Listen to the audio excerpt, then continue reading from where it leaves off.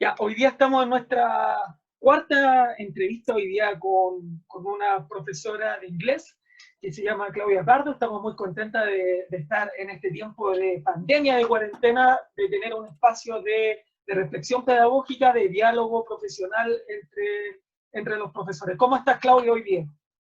Estoy bien, estoy tranquila, ya llevo harto tiempo de cuarentena. Yo estoy en una comuna que ha estado sin parar en cuarentena, así que es Ñuñoa, así y hemos estado sin parar. Sí, sí, sí. Así que llevamos bastante tiempo, pero tratando de aprovechar y ver qué rico que uno también tiene espacios para generar proyectos, pequeños proyectos como que tenía en la cabeza. En el caso tuyo veo que estás concretando este espacio de discusión pedagógica que me parece súper valioso.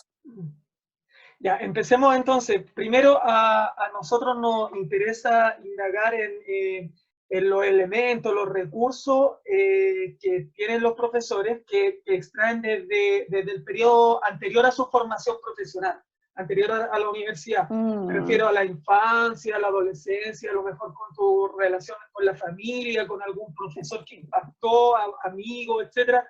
¿Qué elementos, qué recursos hay ahí que impacten actualmente en tu práctica pedagógica? Bueno, hay elementos que uno arrastra desde siempre, desde la formación de uno. Yo creo que en mi caso hay una visión que yo arrastro como a nivel de familia, que es una visión que es como muy positiva en general del mundo, que las cosas siempre se van a arreglar, que si bien no es algo que se verbalizara como con una frase, yo diría que es una visión de formación a nivel familiar que yo trasunto, que yo transmito o trato de transmitir de alguna manera en la vida escolar, día a día. Así que yo creo que ahí hay una visión que sigo transmitiendo, que es parte de lo que yo soy y viene de la formación familiar. Todo tiene solución, los errores o situaciones que se vayan generando y que sean conflictivas, de alguna forma siempre tienen algún arreglo. Y eso es lo que vamos a ir trabajando en este proceso de enseñanza, en este proceso escolar que vamos a enfrentar durante un año. Y eso lo traigo como a nivel familiar. También, bueno, a nivel de formación escolar, también yo creo que persistía en mí esa visión. Ningún error nunca me derrotó mucho, siempre con esa visión positiva.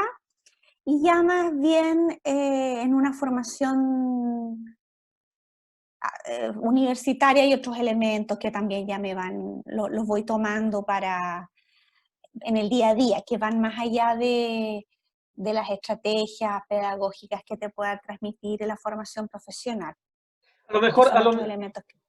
a lo mejor hablemos un poquito de eso, de la formación profesional y tomándonos cuándo es el momento en que ya decides que vas a estudiar pedagogía. ¿Era algo que venía contigo desde atrás, una decisión que fue anterior o fue una decisión así como en el tiempo preciso para entrar a la universidad? ¿Y qué te llevó a tomar esa decisión también?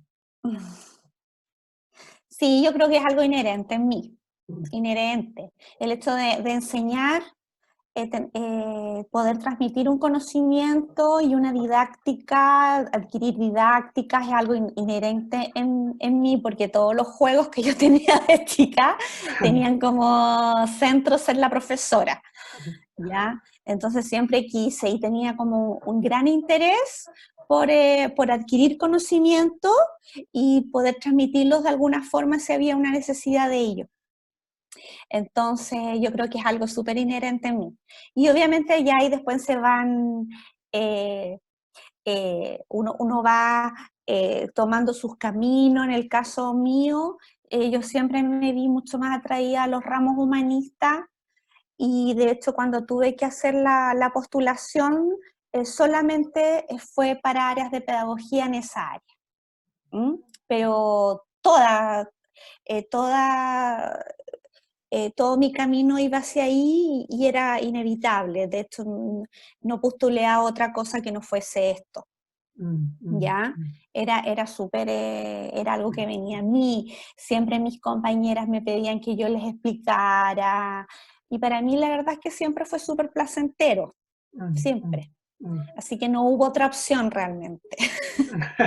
Y ya en el periodo de formación profesional en la universidad, ¿hubo profesores, alguna experiencia que haya impactado y que se evidencia actualmente en tu práctica? En mi práctica, bueno, yo estudié en la Universidad de Santiago. Yo estoy muy contenta de la formación que tuve, ¿ya? Yo entré el año 96, mi carrera se había reabierto hace poco, o sea, había existido antes, ¿cierto? Tuvo un periodo de que no estuvo, se reabrió, y yo fui como la segunda o tercera generación que estaba de nuevo en la carrera, ya. Y había un ambiente súper bueno, encuentro yo, de querer hacer cosas distintas. Estábamos también con un tema de una reforma que se estaba gestando, yo entré el año 96, y había también un ambiente como bien positivo. Eh, Nosotros, en la adquisición del idioma, los profesores usaban hartas estrategias con nosotros, ya, porque también estábamos adquiriendo un idioma extranjero, no todos teníamos un dominio tan bueno, había hartos niveles muy diferentes entre los compañeros, entre nosotros, pero había un ambiente de adquirirlo en forma positiva, y a mí una cosa que me marcó mucho del tiempo de la universidad fueron las representaciones que hacíamos de algún tema en particular. Teníamos gran libertad para elegir los temas que nosotros quisiéramos, para expresar, para manifestar las estructuras gramaticales que estábamos viendo, que estábamos estudiando. Y me encantaba esa libertad que teníamos para elegir los temas nosotros como estudiantes. Entonces, los temas que son de la volada de uno los llevaba y los mostraba como se le ocurriera. Y eso a mí me marcó mucho en mi formación profesional, que tú tuvieras dentro de una estructura, ¿cierto? Dentro de una actividad estructurada, tú tuvieses la libertad para elegir ciertos temas que te gustaran a ti personalmente. Y también tuvimos la oportunidad de hacer representaciones en donde hacíamos dinámicas de juego. Ya, entonces nos disfrazábamos. Yo me acuerdo que me disfracé de oveja, por ejemplo, una vez. Y de oveja, y todo lo que eso implicaba, que era la creación de la máscara, o una vez me acuerdo que hicimos, por ejemplo, en otro contexto de una actividad X, creamos un tour por África. Qué bueno. ¿Ya? Un tema que nosotros habíamos elegido, pero que estaba dentro de una actividad, ¿cierto? Con una estructura, pero y nosotros inventamos un tour por África, que recorría países, y mostrábamos cómo iba a ser, y tratábamos de vendérselo a la clase. ¿Ya? Ese era un poco entonces, eso yo rescato. Hay un elemento lúdico donde el alumno se involucra, ¿cierto? Desde otras miradas, otras dinámicas, de una dinámica de juego, que yo rescato y también creo que ya lo tengo conmigo. Y ese ambiente de libertad, de creación, de innovación, de creatividad dentro de tu formación profesional, y que también es súper rico también sentirse así, pasar del colegio a la universidad y sentirse con esa libertad, y después se termina el periodo de formación, hay que ingresar a la escuela Y la escuela de igual a lo ingresar mejor a la tiene, escuela. claro, tiene algo de institucionalización, de estructura, Claro. de planificación, etcétera, etcétera, y que a lo mejor la encuadra. ¿Cómo fue la experiencia? ¿Cómo fueron los Mm. primeros años? A lo mejor el primer tiempo, cuando pasamos de la transición de la universidad al colegio. A al colegio. Cuando partí la práctica fue bien amable, porque tuve la suerte de partir con una práctica en un curso de pocos alumnos. Entonces me permitió un poco continuar con estrategias novedosas y la verdad es que se podía hacer muchas cosas con un número más reducido de alumnos y uno está recién partiendo, igual está nervioso, todavía no tienes estrategias a lo mejor de manejo del curso. Entonces para mí fue súper ideal empezar así. Encuentro que mi práctica fue todavía una extensión de, de estos momentos universitarios en donde todo era un espacio para que uno con creatividad pudiese mostrar un contenido. Entonces fue bien amable. Yo creo que el choque un poco mayor fue sí, ya empezar a trabajar. ¿Ya? ¿Ya? Y ahí ya choqué, o sea, no sé si es la palabra, pero te das cuenta que a mí el impacto mayor que tuve fue la carga horaria, que ya no, que ya eran de este espacio, ¿cierto? Tan pequeño, tan cuidado, en donde yo podía interactuar con las alumnas, conocer un poquito sus intereses y a lo mejor por ahí encauzar la actividad que venía, ya no tener tiempo para francamente conocer ni siquiera muy bien los nombres de los cursos a los cuales tú entrabas. Yo entré con 44 horas. Entonces tenía un horario completo y yo me acuerdo que las primeras veces yo estaba mareada. O sea, fue la cantidad de... ¿Aló? ¿Te fuiste? Sí, Ah, pensé que te había... súper bien. Sí. Fue la cantidad de tiempo fue un escollo. Que después ahí uno va, ¿cierto? Generando estrategias, ¿cierto? Pero obviamente ya eso va en desmedro de la creatividad. En eso, ¿de qué te apoyaste? ¿Qué estrategia utilizaste para poder salir de esos primeros momentos en que el tiempo, esas 44 horas, parecían así como, chuta, ¿qué voy a hacer con Sí. esto? Sí. A lo mejor, y yendo más atrás, a lo mejor desde tu periodo de adolescencia, infancia, esa positividad que tenía, ¿no es cierto?, que también se relacionó con su creatividad, puede estar ahí, que desde ahí te tomaste para poder salir adelante o soportar la carga que implicaban esas 44 horas. Claro, porque, o sea, claro, uno acudió a esa fuente de positividad, pero también acudió a una fuente de sistematicidad. Ya. Ya no podía apoyarme solamente en un positivismo, ¿cierto? Un Ya. desborde de creatividad, de creación de material, porque francamente yo no iba a poder hacerlo. Ya. Entonces, ahí uno acude a sus reservas de sistematicidad y aprendes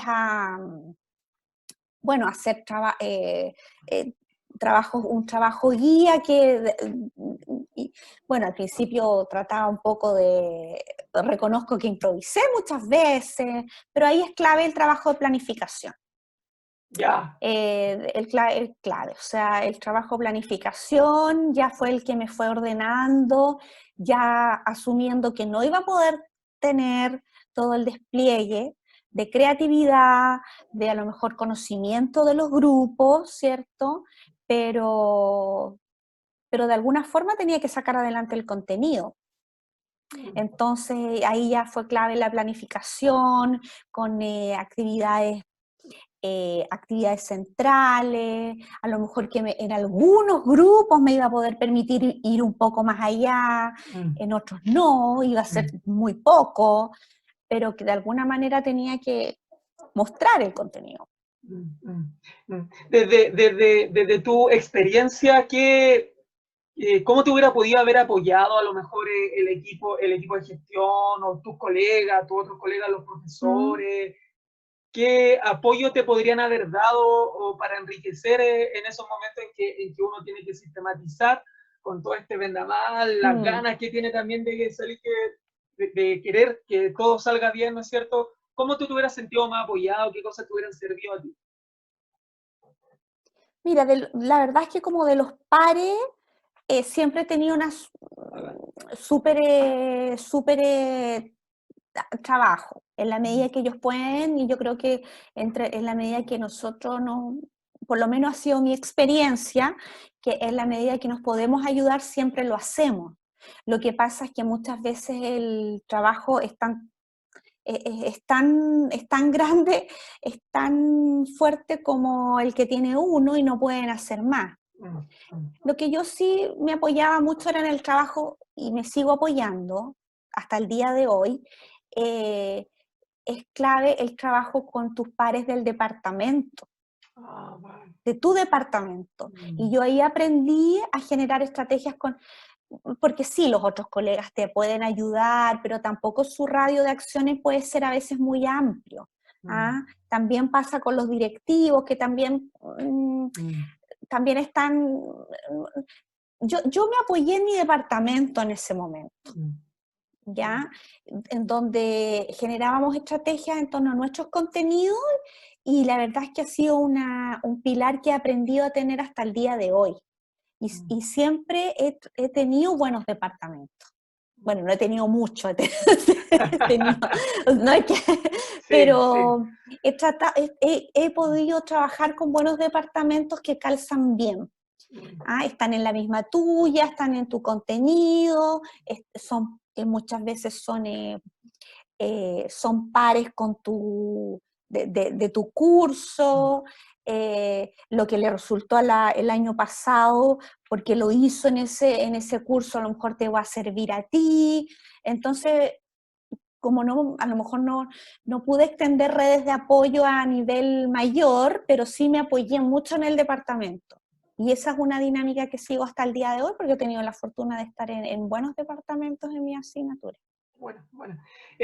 Hablemos de tu asignatura de inglés. Se nos dice, y bueno, Inglés. y debe ser una realidad que el inglés es una herramienta fundamental para poder insertarse en el mundo laboral, la educación superior. La mayoría de los textos científicos se escriben en inglés, por lo tanto, no tener el idioma no te da acceso Sí. a un universo de saberes, de Aún, conocimiento, de de información. información. Claro, y también te coarta algunas posibilidades laborales, ¿no es cierto? Eso nosotros lo Sí. sabemos, que ya somos profesionales, estamos, ¿no es cierto? Pero cuál es la relación con los estudiantes? ¿Cuál es la percepción que tienen los estudiantes dentro de una sala de clase para una asignatura como el inglés? Que en el discurso está que es muy importante, pero en la práctica se lleva a cabo Claro. eso, o cuáles son los mecanismos para hacer sentir eso a los estudiantes. A ver, como he ido pasando por todos los niveles, los niños tienen claro que es importante. Les gusta, en general tienen una muy buena disposición a la asignatura, ¿ya? Porque saben que es un acceso en el fondo a un mundo de información. Además que usualmente, y es algo que también traigo como de mi formación escolar, de la mía, eh, la asignatura de inglés usa hartos elementos bien lúdicos, ¿ya? Bueno, ahora estoy con cursos más chiquititos, que es mucho más, pues es un mundo, es un mundo que se despliega. Entonces, de canciones, bueno, cuando son más grandes, bandas musicales, entonces es fácil engancharlos. Yo creo que en general la disposición es buena y no necesitas un mayor discurso. Cuando yo entré a trabajar, yo entré a trabajar en un colegio donde el alumnado era un poco más vulnerable. Entonces tenía que hacer un poco el discurso de engancharlo con eso que tú señalabas del acceso a la información y todo aquello, porque no les hacía mucho sentido, ¿ya? Ahora en este otro colegio donde estoy, que es un colegio particular, es un discurso que en realidad está instalado. Entonces no tengo que en el fondo hacer como se me viene a la mente como estos vendedores de las películas que se paraban arriba de un escenario a vender un producto que curaba todo, y mírenme, porque en realidad no es necesario, lo tienen bien incorporado y saben lo que significa. Entonces, me parece que en ese sentido tengo un paso que la circunstancia me dio que está ganado. Pero también viví el otro lado, donde sí tienes que hacer ese trabajo. Claro, claro, claro. Al inicio de mi formación. Ya estando dentro de la sala, nosotros los profesores sabemos que una de las maneras de planificar la clase es como con la estructura tradicional, inicio, desarrollo, claro, cierre, ¿no es inicio, cierto? Esa tradicional, ¿eso te acomoda a ti, lo utiliza o prefiere, no sé, otra instancia? Y acá estoy hablando de la preferencia, no tanto así de a lo mejor lo que hacemos, porque por los jefes de UTP o por el Ministerio de Educación, por la evaluación docente, sabemos que tiene que ser así, pero estoy hablando de lo que tú preferirías dentro de tus conocimientos teóricos, técnicos, también desde la práctica. Sí. No, ese es una forma, o sea, esta introducción, nosotros lo que llamamos en inglés el warming up, el calentamiento, el feedback previo, el desarrollo, el cierre. La verdad es que a lo mejor tú vas a encontrar, vas a decir, hoy esta mujer es demasiado positiva, ¿no? No puede ser. Pero está tan incorporado en mí que lo tengo casi como segunda piel.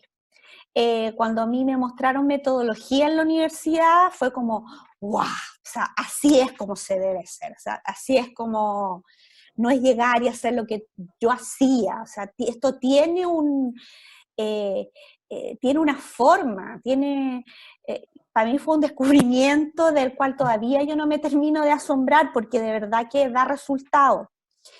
Así que lo tengo súper incorporado y me acomoda totalmente. Creo que para mí, como te digo, ya es como parte mía. Y dentro de esa etapa, pero entre paréntesis, qué bonito eso, porque el lenguaje es súper importante, qué bonito eso del calentamiento. Yo no lo voy a decir en inglés porque me pierdo, pero qué bonito eso, sí, que de repente te enlaza harto con la actividad física también. Sí, sí, qué bonito eso. Sí, ese es el warming up, que es el calentamiento. Bueno, ahí donde tú traes a colación los conocimientos previos, las experiencias personales, y había un proceso que, te da para mucho, o sea, bueno, hay otros que son más exitosos, hay unos que no me salió para nada y nunca no me resultaron y no pienso que hayan realmente calentado a nadie, pero en la mayoría de los casos es un proceso súper, sobre todo en la presentación de un módulo o de una unidad, te deja todo así como un camino listo. ¿Y cuál sería la etapa más importante para generar aprendizaje en los estudiantes, para tener ese resultado concreto que el estudiante aprende? ¿Cuál es la parte más importante de la clase? Yo, bueno, como te decía, yo mucho tiempo, bueno, hasta el día de hoy, soy una enamorada de este warming up, de este calentamiento. Ya, este proceso de entrada, sobre todo cuando se muestra un módulo por primera vez, una unidad. Pero en la importancia, creo que ya con el correr del tiempo, creo que es súper importante el cierre en el día a día. El hilvanaje final, o sea, para mí era un proceso que no tenía tanto impacto, pero en realidad con el día a día te vas dando cuenta que ahí está todo. Pudiste haber impactado súper bien con el warming up, con el conocimiento previo, con el feedback, con traer a colación, pudiste haber tenido un desarrollo bueno y todo, pero la conclusión, el hilvanaje final, las preguntas finales, la actividad final, es lo que le queda al alumno, así lo que tú dejas, es la mochila que le entregas hasta la otra clase. Y tiene una gran relevancia en el proceso de enseñanza-aprendizaje. Así que yo incluso me quedaría con ese proceso. Y hay una manera mejor de hacer ese cierre, una práctica exitosa que tú hayas tenido buena experiencia. Mira, en general, lo más simple de preguntas-respuestas, que es un ejercicio súper simple, ya te deja como harto, ¿ah? Una cosa que no tiene mayores vueltas, ¿ya?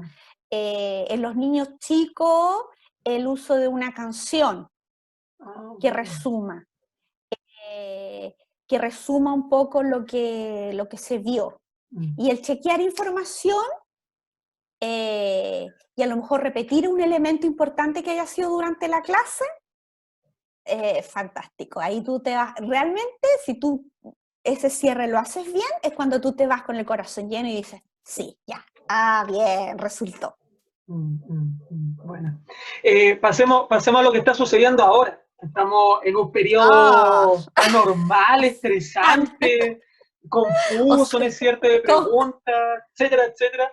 Y la Sí. escuela parece, lo que tú decías antes, o parece cuando estábamos conversando entre nosotros todavía, que los profesores estamos en la sala, ¿no es cierto? Estamos como encerrados en la Mm, sala y al parecer ahora la sala se nos amplió y nos preguntamos se dónde nos está la sala, qué amplió. es la sala, qué es la escuela, dónde está No la hay escuela. sala. No hay sala, claro, puede ser.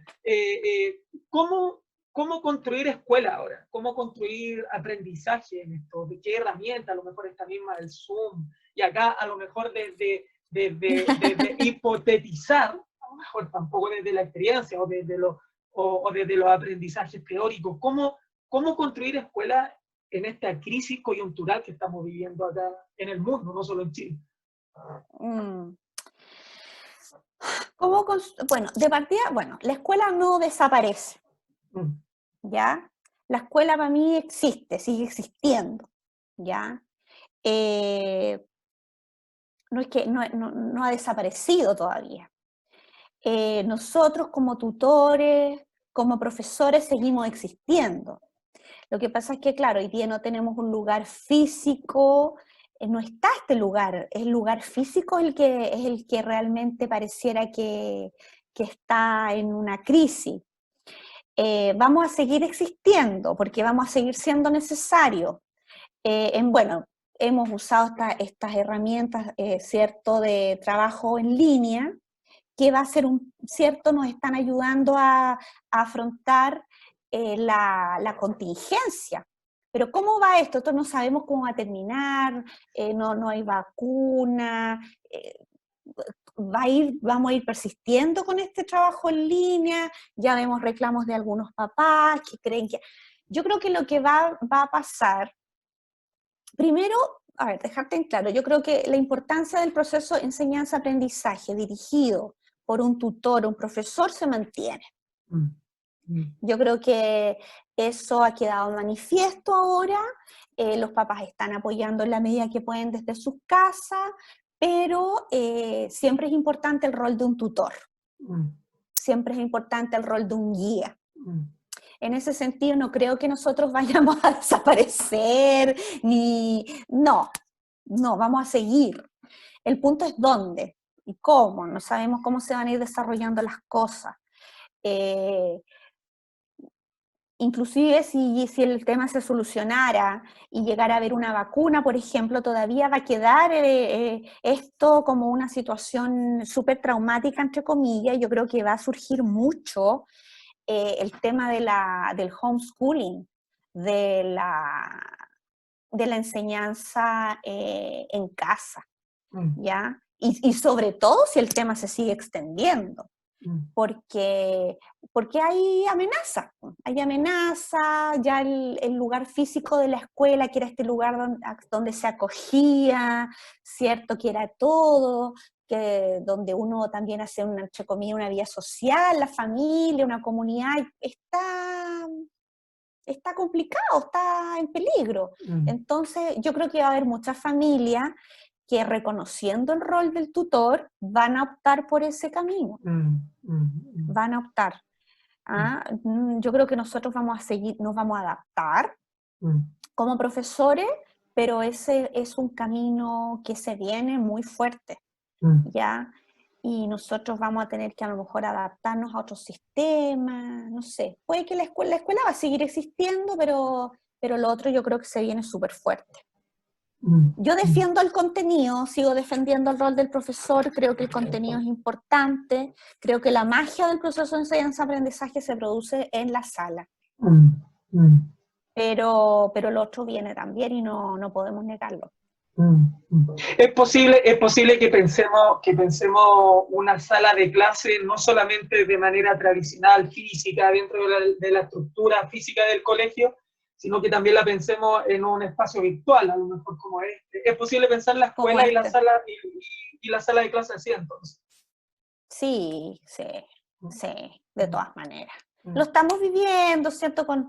Así un poco improvisado, ¿cierto? Y todos con la esperanza que vamos a volver seguramente, y cuando volvamos a lo mejor vamos a ir divididos en grupos, se van a ir buscando fórmulas.